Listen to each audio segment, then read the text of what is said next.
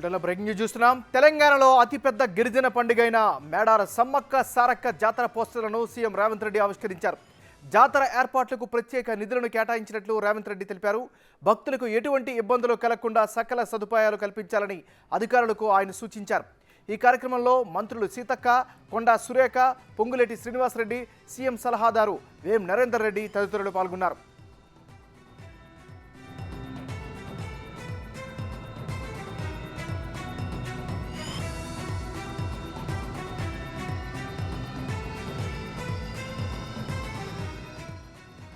మనం breaking news చూస్తున్నాం.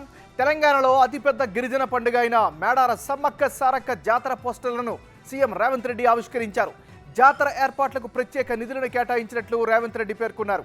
భక్తులకు ఎటువంటి ఇబ్బందులు కలగకుండా సకల సదుపాయాలు కల్పించాలని అధికారులకు ఆయన సూచించారు.